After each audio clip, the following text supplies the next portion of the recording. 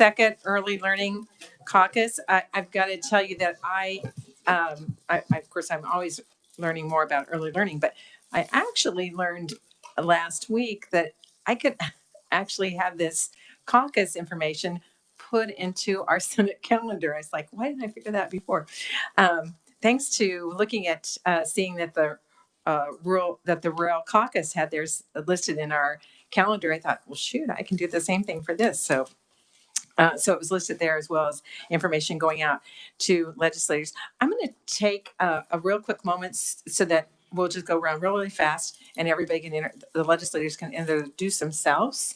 And we'll start with Representative Ruiz over here. Sorry, Representative Susan Ruiz, District 23, Shawnee, Lenexa, and Overland Park. Representative Linda Featherston, District 16, Overland Park. Representative Cindy Neighbor, District 18, which is what I call the heart of Shawnee, but I have picked up some wonderful additions in Merriam. So welcome and thanks for having us today. Senator Brenda Dietrich. I'm in the 20th Senate District, which is primarily Southwest Shawnee County and a little piece of Wabaunsee County. Senator Kristen O'Shea, Shawnee County, Potawatomi County, Wabaunsee County, District 18. Senator Pat Petty, District 6, whole lot of Wyandotte County, a small portion of Johnson County.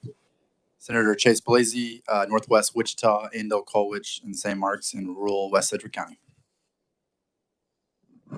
Representative Dan Osman, District 48 in Overland Park. Hi, I'm Representative Allison Hoagland, House District 15 in Olathe.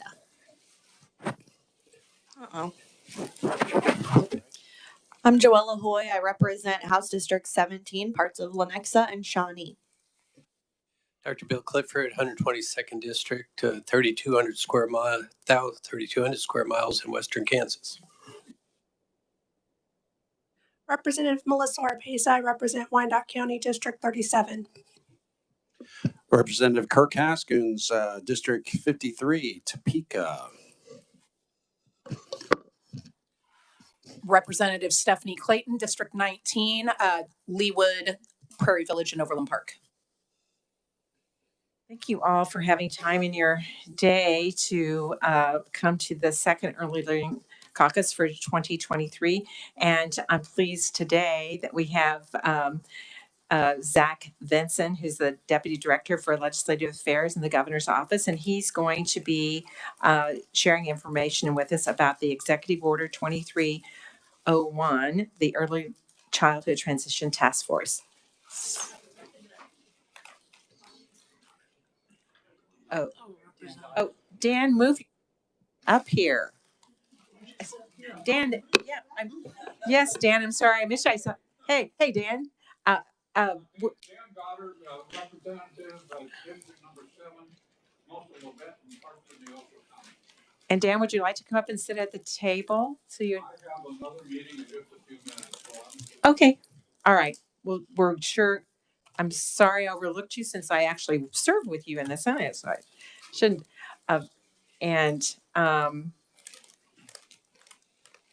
Christina, there's a seat up here, and we just.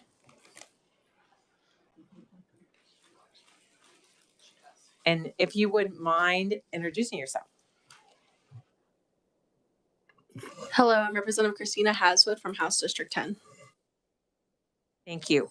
And with that, we'll go to Zach Vinson to talk to us about the executive order.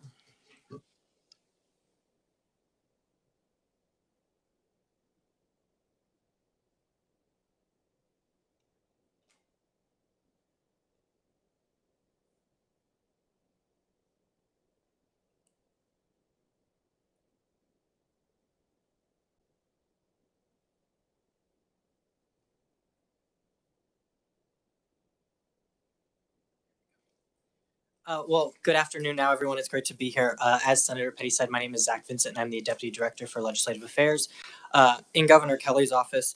In my role, I oversee all education-related policy, stakeholder engagement, legislative affairs. And so I've been on the team that worked to create this executive order, and I will be working on the team that is staffing the task force once it's up and running here in the next couple months. It's great to be with you all today to discuss a topic that I think we all can agree on is very, very important, and is something that the governor is really keen on highlighting as a major focal point during her second term. Would be happy after the end of the presentation to talk more, to answer any questions, and continue the dialogue with you, because we know that making progress in this field is, we have to work together to do that. So I'll just start kind of giving a bit of an overview of what I'll be discussing today. Before we go into a real in-depth look at what's in the executive order, I did want to at least talk about the importance of early childhood as we see it, and kind of share a little bit of what we're hearing from families and providers out in the community. Then kind of give an overview of the governance structures of early childhood across the country. Then go into the executive order and talk about next steps and answer any questions that you all might have. So first off, I think to start, I just want to share a little bit about the executive order before we dive into the details. On January 10th, the governor signed Executive Order 2301, which created the Early Childhood Transition Task Force. To symbolize how important this is to the governor, she made this one of her first official acts of her second term. And so some of you were with us at that signing. It was a great morning with a lot of little kids with us, including the governor's own granddaughter made an appearance. In her remarks, the governor kind of laid out the issue as she sees it, which is we have 4 different state agencies, offices, cabinets, whatever we want to call them, kind of playing in this space. And as I'll kind of talk about, that can provide a lot of challenges to streamlining services and to making sure we are efficiently delivering the care and education that our youngest kids need.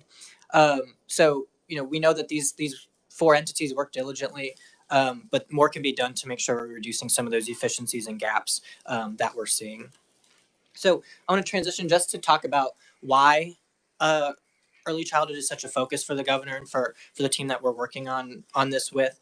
And first, I want to just talk a little bit about the pandemic. Pandemic laid bare a lot of things for, I think, the state government and for those of us who work every day to try to deliver services to the people.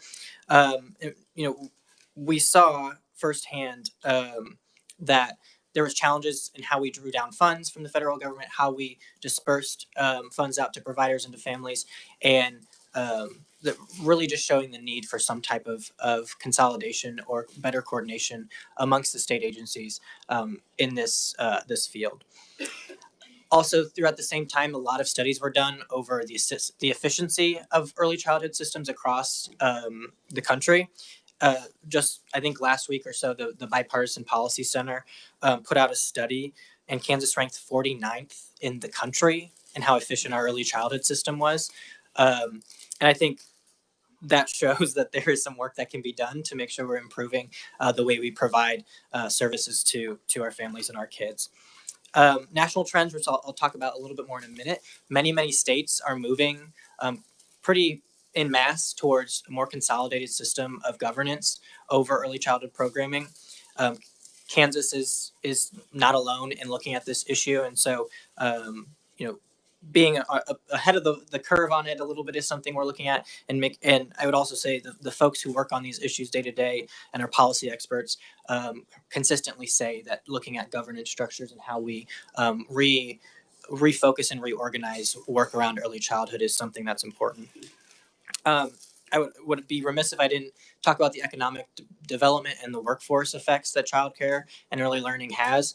We know we're bringing in billions of dollars in new investment, and attracting and retaining jobs. We need to make sure we have a robust and well-running early childhood system to support the workforce that's coming to Kansas, and to make sure that those families have the wraparound support that they need as they join the workforce or transition in and out of it.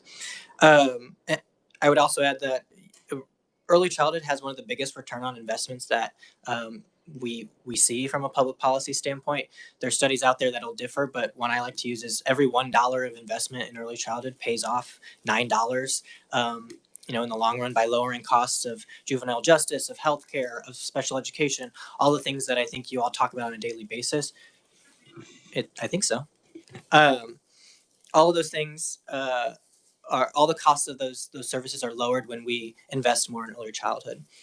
And in the last two, I would say is we hear it quite a bit. There is always challenges from providers and families about navigating this space, and we think that working to consolidate how the state operates some of these services will go a long way in increasing efficiency and just making it simpler for those folks to navigate state government, navigate the process of finding care and going through that process. And then finally, I would just add, I think the North Star in all of this, and the governor has said this, is we want to make Kansas the best place to raise a family. And so, giving kids the best start that they possibly can is, I think, a key to that. We know that early childhood is the most critical time for a child's development. Based on the science of brain development, there's some really interesting studies out there. And so if we're going to work, or knowing that this is the most critical time for these kids, we also need to make sure we are critically investing, critically studying the way we work on these services. So with that, I did want to kind of just give a little bit of a landscape about how other states organize early childhood programming and what lessons kind of can be learned from them. So I would just first start off by saying that most states use three different types of governance structures. The first is, in some places, will be called a creation system or a single agency system. And this is just kind of simply, there's one agency that oversees all of these programs, usually led by a cabinet level secretary or a commissioner. And one of the big benefits of this is you have someone in that role leading a department that is driving every single day on early childhood issues. I think one of the big downsides of how Kansas does it is there is not one person that serves in the governor's cabinet that is solely focused on early childhood because the way we disperse our programs. Second, a lot of states use what is called a consolidation model of governance, where all of the early childhood programs are consolidated within a single state agency. Usually this creates an office of early childhood or a division of early childhood, and that's usually overseen by a deputy secretary. One of the downsides of this is you still don't have one single person necessarily driving this issue in a cabinet because they are within a larger organization. And then lastly, the model that Kansas uses, which is a coordinated model where several different state agencies coordinate and collaborate to oversee programs and provide services. There's benefits and downsides to this. I think one of the challenges we see far too often is the creation of silos, where you have one agency working on one piece of it, another agency working on another, and there's not that cross-agency collaboration or communication, which can leave a lot of gaps and inefficiencies that need to be covered by someone. Just to show you a little bit, this is kind of how each state oversees, or how their system is governed. 61% of states have two agencies or less working on early childhood issues. So even in a coordinated system where you have multiple state agencies collaborating, many states have fewer agencies working on it than what we do. So 29% of states have three agencies, which is where kind of Kansas falls into this. So we are a bit out of the norm. I would say, then 8% have four and 2% have five.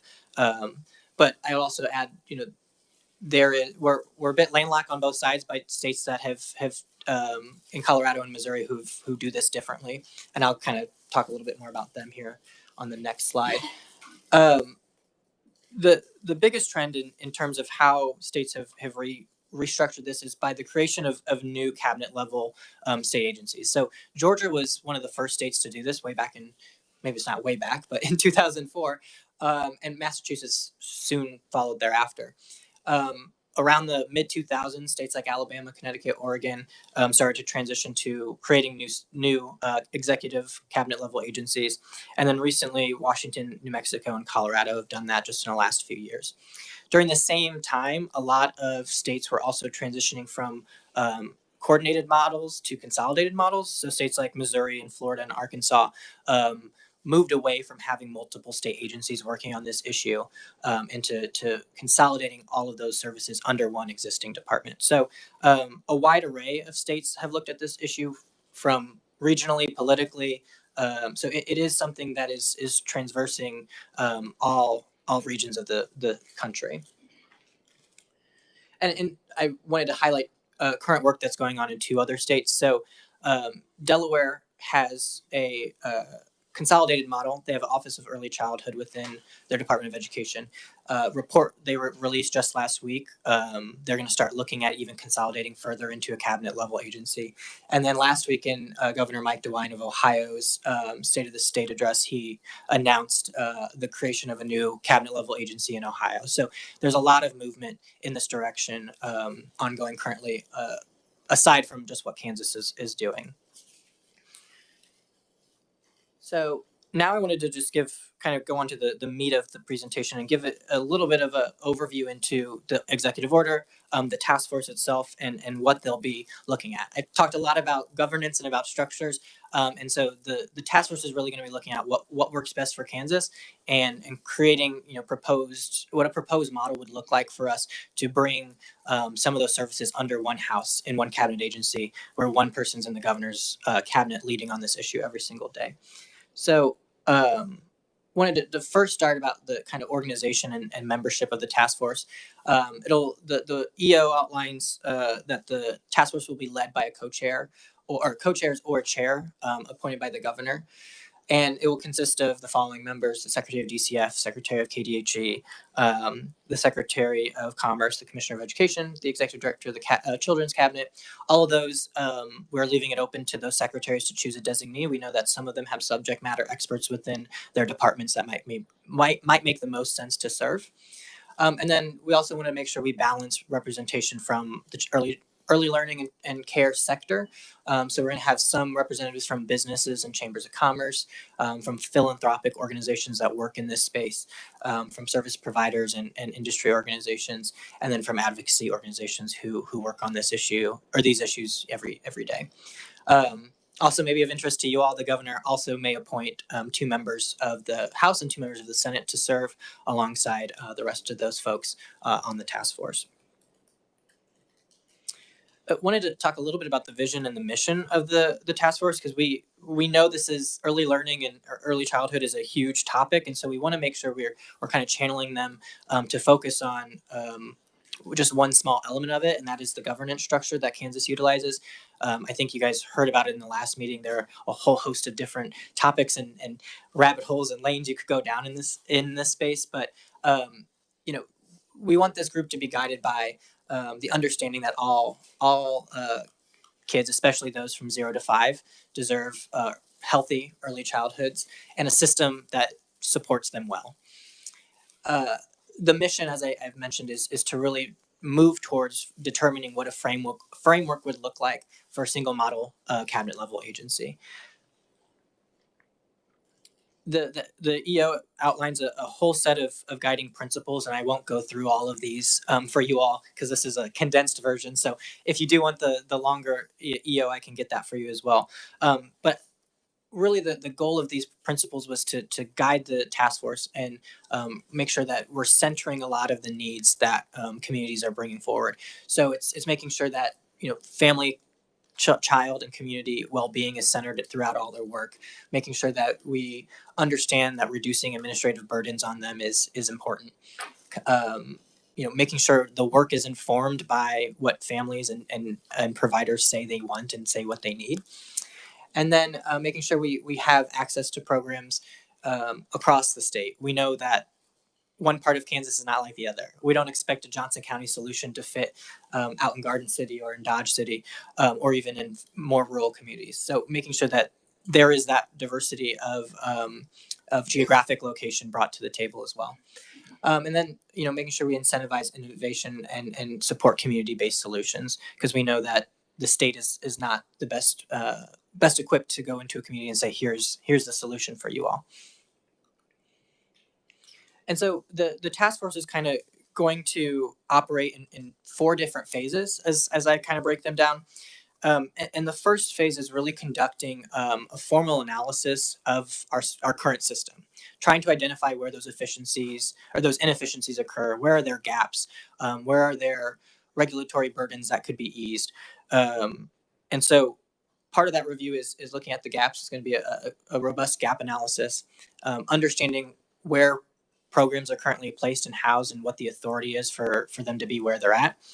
And then really looking at the funding element as well. I don't think I have that on the slide, but we get a whole host of federal funding. We have some state funding. And so trying to map out the current way that those funds are transferred between departments, because there's a lot of times where something will come into one department but is ministered by another, which creates a lot of administrative burden to move that money around. So that'll be a part of that review. Secondly, the task force is going to go across the state and hold a series of stakeholder engagement opportunities in rural communities and urban communities and all those in between. This is the opportunity for providers and families and businesses and community leaders to really engage with the work of the task force to make their needs known and to help guide the eventual reporting and recommendations that the task force puts forward. The third phase is really kind of drafting a proposed transition plan of how do we can make sure there's continuous state operations if a transition to a cabinet level agency was done by the governor and approved through the correct process or whatever process that would go through. So this would include recommendations on, where should certain programs be housed. If we do create a new state agency, what makes sense to move to that agency, what maybe makes more sense to stay where it is. And then determining what kind of resources and funding might be needed to help support that process.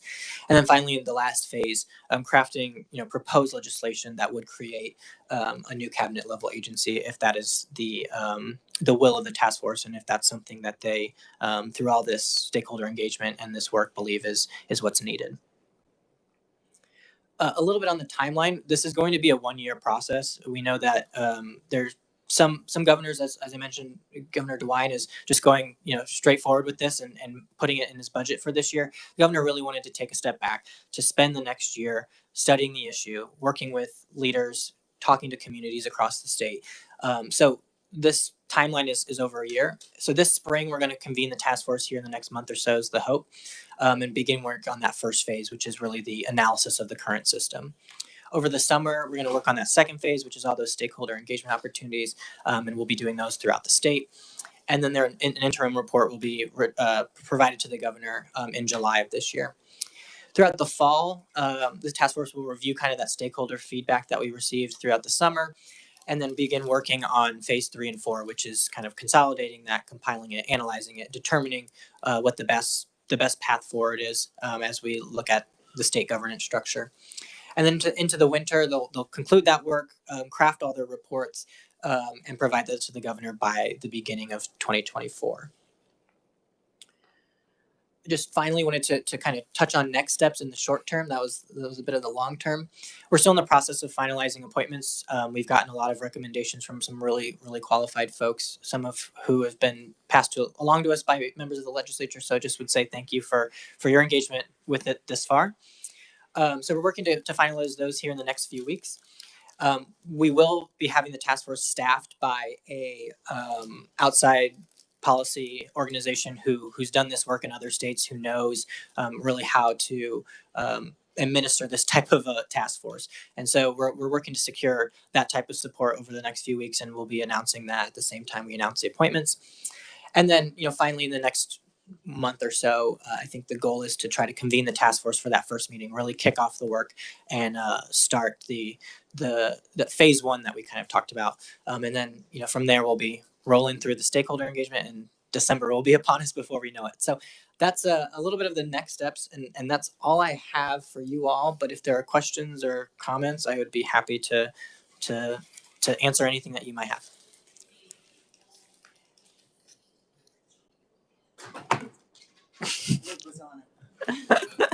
Secure. We do. I'll take questions. I did want to start off with one, and I think you clarified that. I think the first thing I heard when the announcement was made, someone asked a question. They said, "So is this doing away with, KDHE or DCF?" And so, could you expand on that? Yeah, I think the goal really is not to necessarily, we're not doing away with any state agency. That is a whole bigger and different process.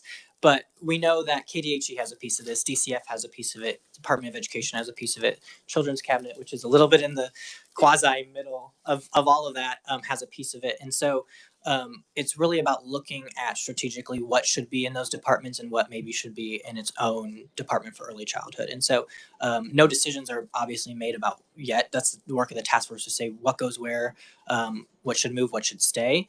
But there is no, the cabinet or the cabinet level agencies are going to stay where they're at in terms of we're not getting rid of anything, I guess is the short answer. Senator Dietrich? Can we get a copy of your PowerPoint? Yes, of course. That would be great. You had a lot of good information in that. So you did, you not personally, but I think Melissa can attest to this. You did some stakeholder meetings already a couple of years ago, maybe it was more than that, where you got input. How will this differ from that? Thank you for that question. We at the cabinet oversaw 53 public engagement sessions across the state in 2019 as part of our preschool development grant needs assessment work. We took input all across the state. We did surveys. We did all kinds of inquiry, including these in-person public engagement sessions. That informed our comprehensive statewide needs assessment that we produced in 2019, and it led to the 5-year strategic plan for early childhood in 2020. It was a coordinated effort between all of the 4 key state agencies. This will differ because it picks up on needs identified and begins to vision and map out how we address them. Because we identified in that work the lack of coordination and the difficulty of navigating the system. I do appreciate that because honestly, some of the most complicated phone calls, that we get is how do I access, preschool or early childhood or special education. I mean, it's just so hard because there isn't really, I use Melissa, but there really isn't just one person that can help navigate that. When Monica was here at our last meeting talking about all the different structures that you could access, it's just hard to know. Yeah. It's hard to understand. Yeah, that's exactly right. And just to build off what Melissa said, I think we're really intent to make sure that this is not duplicative work, that the task force is not doing what Melissa and her team have done. They're linked together and importantly so, they're linked together. But I think as I try to talk about today, is this is really about the state level governance of how do we deal with these problems. And to your point, we hear it all the time too, that people just sometimes don't know where to go. And so there is a lot to be said about having a one-stop shop and one person to drive towards these issues every day. So. Anyone else? Oh, Senator Representative Osborne. Thank you, Chairwoman. Just wanted to find out, so you had mentioned that there were other states that had implemented policies very similar to this. What have you seen as far as advancements from those states, and what do you hope to emulate here? I think the greatest model to look at is Georgia. They've really they figured it out early, and they've been up and running and very successful for over a decade now. I think the challenge is every state does everything differently. And so there are a lot of lessons learned. I didn't mention this, but we're going to bring in folks from all those different states to talk to the task force to answer your question better than what I'm going to be able to today. But we also know that a Georgia solution, an Arkansas solution, a Florida solution is not necessarily a Kansas solution because there are different structures in place. I think the 2 great examples, if just to answer your question more directly, is Colorado and Missouri, which are two coasts, I guess. Colorado did it via consolidating into a state agency. They've only really done that in the last year or so, so they're still up and running. And I've talked to folks out there. They're really learning a lot about making sure they do it right, and they try to account for all those challenges on the front end rather than fixing administrative issues on the back end. Missouri is also a really interesting case study because their consolidation was really driven by Governor Parsons and put into the Department of Education. And so they're even consolidating within that state department. There's been challenges and things that they've addressed. So, I think there's maybe not one exact model to look at, but there's a lot to learn from what our peer states are doing. And that's going to be part of the work of the task force. Melissa, I think, has something to add to that. I would offer the agency perspective. I think the goal is to help us cut the red tape for Kansans. It is duplicative to have federal child care subsidy funding flow down to Department for Children and Families, then get transferred because they have the child care subsidy program and the quality improvement. KDHE runs the child care licensing division. You need both of their agencies, both legal teams, both budget offices, both offices of grants and contracts, et cetera, to sign off on things when we are trying to move at the speed of business to respond to childcare needs in the state. So while it may sound like a growth of government, it is actually intended to streamline operations and make it easier for Kansans to navigate.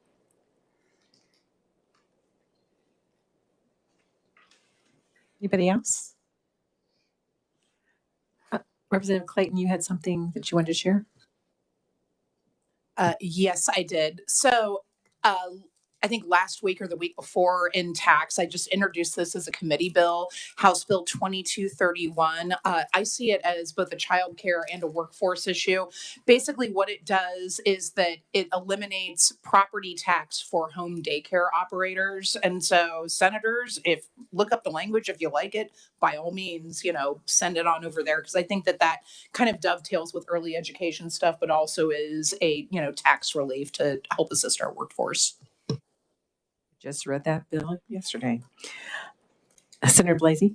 Thank you, Senator Petty. I'm curious, since Georgia has been doing this apparently almost 20 years, I'm curious what data there is in terms of access, in terms of cost, in terms of like the average for the region. I mean, how does Georgia compare to Kansas? And obviously we have completely different economic situations, populations. I mean, you name it. There's obviously a lot of variables, but I'm curious, since they have done this, how is their state apparently further ahead than us on childcare? Yeah, I wouldn't say it's necessarily further ahead. I think they are able to streamline their services and provide support to families in a more efficient way. To Melissa's point, they don't have to go through all of those transfers of money. To the senator's point earlier, they don't have to navigate to say, who do I go to on a state level to work on these issues? So I'm happy to see what I can find to pull the data or the specific level, the specific information you asked for, because I just don't have that in front of me. But every expert that I've talked to and the folks that work on these issues from a day-to-day say Georgia has seemed to figure it out, as evident by the fact that they've been doing it for 15 years or so and successfully at that. So I'm happy to follow up though. There are other factors about why Georgia's been at this, been focused on this for a while, and it's investment as well. So financial investment that makes a difference. And I think that, as you're saying, we have other states that have robustly looked at early childhood and may not have a Secretary of Early Childhood, but have certainly made throughout their from the governor's office down, have made efforts to really look at exactly what we're going to be doing. Yeah, I mean, in all of these cases, these have been driven by the governor. So, Missouri, for example, Colorado, for example, were driven by the governor. And so in Ohio, what's happening there right now is driven by the governor. So just to your point, I think that's yes, that's not a great response, but I would just add too that Kansas really has never had this type of robust look at this issue. I think, as Melissa said, there's been a lot of work at looking at issues surrounding this. What is the provider experience? What's the family experience? But there's never been this much of a robust understanding of how, from an administrative side of things, Kansas does this work. And so I think, regardless of the outcome, that's something that's beneficial to our families and our providers. Senator O'Shea. Thank you. Just curious, what is the cost of the task force? Yeah. So the cost to Kansas, there's no request for SGF funding. We are working with some private partners who will be able to provide services to us to do this work. They do it in states all the time. It's very common. I'm not going to get into the specifics of who that is, and we're not there yet. But I don't know if you want to. there's Kansas also just received a $4 million grant from HHS on the federal level to do some of the 0 to 5 planning that Melissa and her team does. And so there's some funding that we applied through in there as backup for where we need it and if we need it. So that's kind of where we'll pull from. But I think as of right now that we can absorb everything without, actually having a significant cost to the state. But I'll let Melissa speak more to that. Thank you. So our preschool development planning grant is a total budget of $4 million. We are tasked with delivering a brand new comprehensive state level needs assessment and a refreshed 5-year strategic plan. So there is activity that will overlap and we can use that part of it. It's, I think, 20 to 25% of our grant budget is for those two activities in particular. So we can provide financial support if it's necessary. That's a federal grant. But to Zach's point, none of this will be state, like you guys, I don't even think I don't know that there's any cost associated to it at this moment if the partners. Yeah. No state cost at this point. Obviously, I don't want to say no taxpayer dollars because federal tax dollars go into this. I don't want to get too far off my off the course here, but so no impact to state general fund or to that. But like Melissa said, we're really finding a partner who can provide these services to us at as little to no cost as possible. And this is, we haven't done it in early childhood, but this is not out of the realm of what we've done before. We had, outside experts come in and the Pew Foundation came in and we were working on juvenile justice reform. I'm sure others in here know other areas, but I know that one specifically because I was involved with it. So it is a model that's been used often when we're looking at specific types of reform.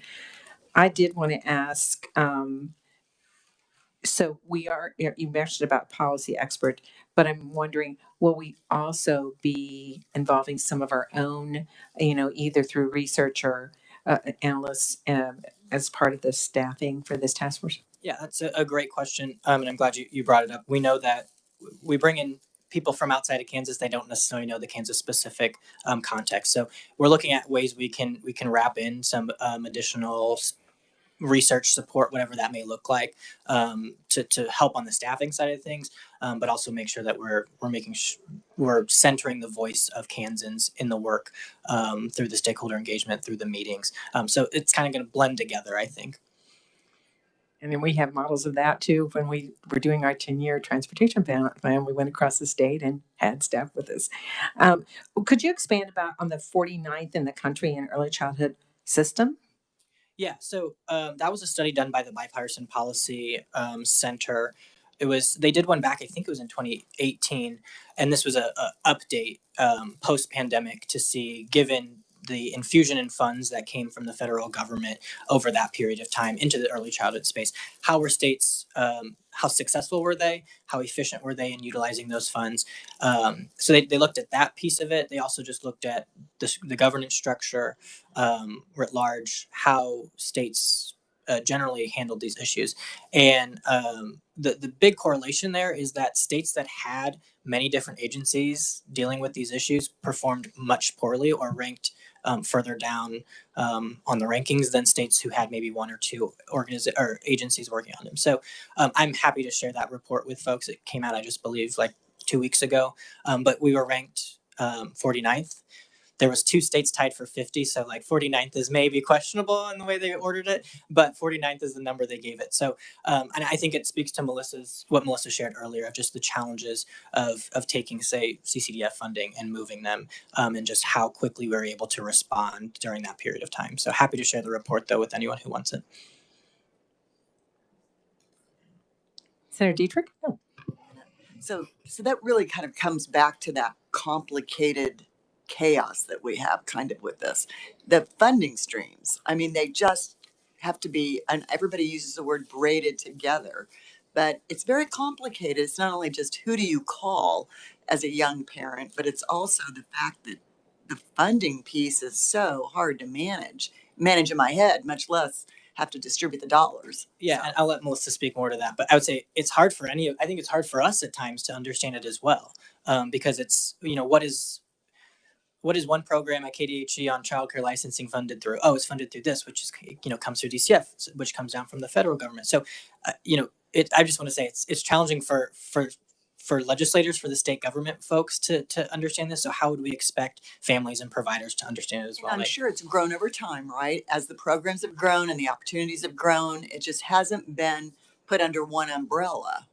Part of this, I think, is the residual effect of having divided SRS into two agencies, and so you've got residual effects. You've got programs that, as a legacy, live at one. We divided, and a piece is still at DCF, and a part of it is now at KDHE, and there's some of that maybe is related to those actions a decade ago. But there's also just the complexity of how we're organized. It is the funding. So you take a project like streamlining the fingerprint and background check process for a childcare provider, which is like, let's get this done faster so programs can hire, because that's hard enough.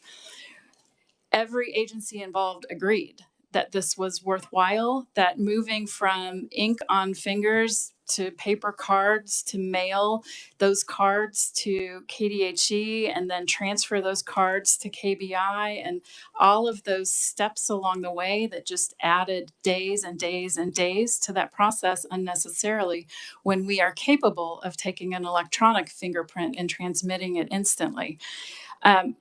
Every agency, including KBI, agreed that this was a project we wanted to work on, to streamline. And it still, I think, took the better part of a year to get to the place where we could announce that any childcare provider across the state had a way of accessing the live scan equipment to make sure that when they were hiring their prospective employees could get these checks done quickly. We require the background checks by law.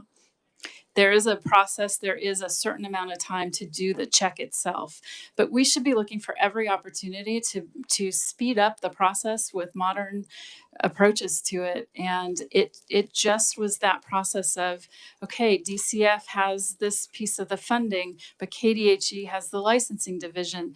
And then you've got other entities involved and we needed legal agreements with law enforcement locations so that the billing could happen to cover the cost of these checks. You needed, with each site, we had to put legal agreements in place. You've got multiple government entities involved with creating the paperwork needed to put this modernization project in place. It can be exhausting and difficult to complete. I'll just quickly add on to the fingerprint thing, is also common for other states to have very similar processes like that, to the point where we received some national attention for how well we did it. And if we're doing it over a year, 8 months, whatever it was, that shows you just where all states are on this type of an issue as well. Any other? So I want to thank everyone for coming. I want to mention this little quote because my assistant found it for me today. We cannot always build the future for our youth, but we can build our youth for the future. So this kind of fits into what we're all talking about as we meet with these early learning forums. I want to let you know that our next one will be on Monday, February the 20th at noon. And the plan for this forum is to look at the economic business community and involve them in this in the discussion there. We have there. I'm sure you're aware, maybe in your own community or your own district, that what's going on as far as private entities or public entities being involved with expansion of early learning opportunities. But it's always good to see what's happening across the state and how some areas are moving forward very much under their own investment and work to make things happen until they reach that cliff of of funding, and or of once they funded it, helping parents actually take care of or take advantage of the opportunities for childcare. So that will be on February the 20th, Monday, February 20th, and we'll be again, having flyers on the floor and sending out the information electronically. I appreciate y'all being here and responding to it. And with that, we're adjourned.